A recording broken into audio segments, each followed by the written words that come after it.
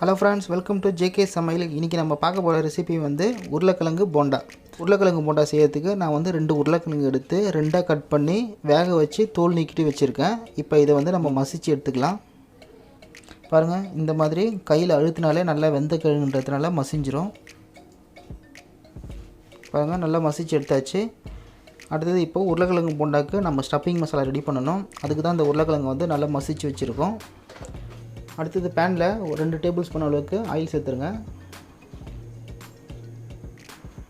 Oil கொஞ்சம் சூடான பிறகு ஆயில்ல பொரிப்பதற்கு 2 துண்டு பட்டை, 3 கிராம்பு, 2 ஏலக்காய், நட்சத்திர பூ 1 இத போட்டு பொரிச்சு எடுத்துக்கலாம். இப்போ இதிலேயே வந்து ஒரு 1/4 டீஸ்பூன் அளவுக்கு கடுகு உளுத்தம் பருப்பு சேர்த்துக்கலாம். கடுகு பொரிஞ்ச பிறகு கொஞ்சம் கருவேப்பிலை, அடுத்து ஒரு வெங்காயத்தை சேர்த்துடலாம்.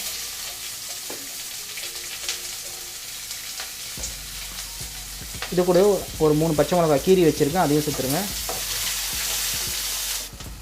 இப்போ இதில் வந்து ஒரு 1/2 டீஸ்பூன் அளவுக்கு இஞ்சி பூண்டு பேஸ்ட் சேர்த்துக்கலாம். அடுத்தது ஒரு தக்காளியும் சேர்த்துடலாம்.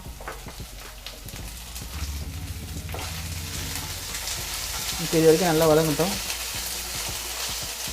இப்போ இதில் ஒரு 1/2 டீஸ்பூன் அளவுக்கு சால்ட் சேர்த்துக்கலாம்.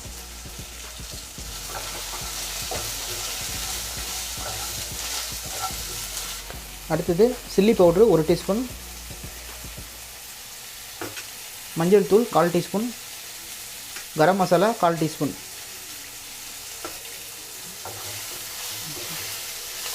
இப்போ இது வரைக்கும் வதங்கட்டும். இப்போ இதில் கொஞ்சமாக தண்ணி சேர்த்துக்கோங்க.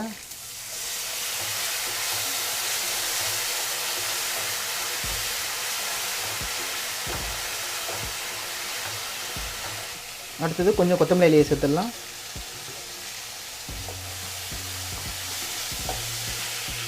அடுத்தது கடைசியாக வந்து நம்ம மசிச்சு வச்சுருக்க உருளைக்கிழங்கு சேர்த்துடலாம். சேர்த்து நல்லா கலந்து விட்டுருங்க.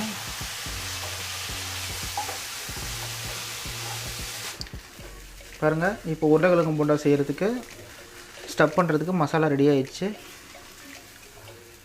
அவ்வளோதான், இப்போ ஸ்டவ் ஆஃப் பண்ணிடுங்க. இப்போ இது ஒரு 10 நிமிஷம் வரைக்கும் ஆறட்டும். நம்ம செய்ய போகிற இந்த உருளைக்கிழங்கு போண்டாக்கு வந்து நம்ம ரெடிமேடு இந்த பஜ்ஜி போண்டா பவுடரை வச்சு தான் பண்ண போகிறோம்.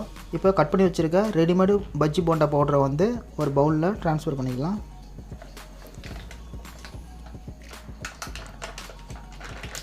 இப்போ இதில் போதுமான அளவுக்கு தண்ணி சேர்த்து கரைச்சி எடுத்துக்கலாம்.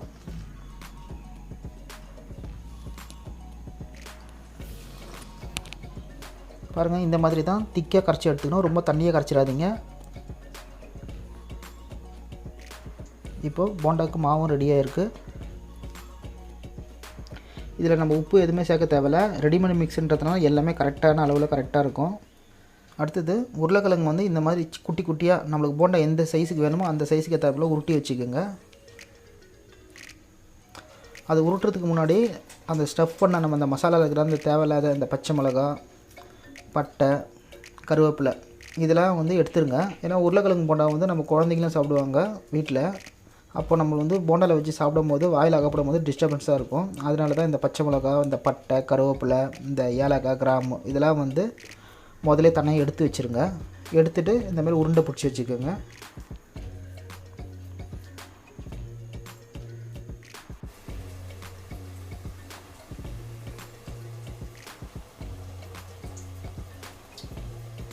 இந்த மாதிரி பரட்டிட்டு அப்படியே ஆயிலில் சேர்த்துருங்க.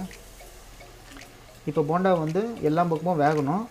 ஒரு 2 நிமிஷம் ஆனதுக்கப்புறம் இன்னொரு பக்கமும் திருப்பி போடுங்க.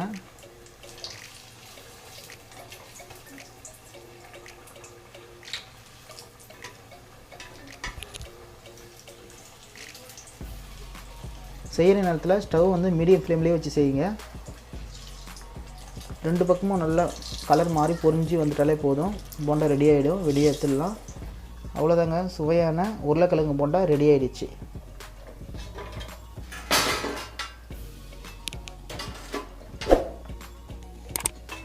ஃப்ரெண்ட்ஸ் எப்படி இருந்துச்சு, நீங்களும் ட்ரை பண்ணி பார்த்துட்டு கமெண்ட்டில் தெரிவிங்க. மீண்டும் அடுத்த வீடியோவில் சந்திக்கலாம். தேங்க்ஸ் ஃபார் வாட்சிங்.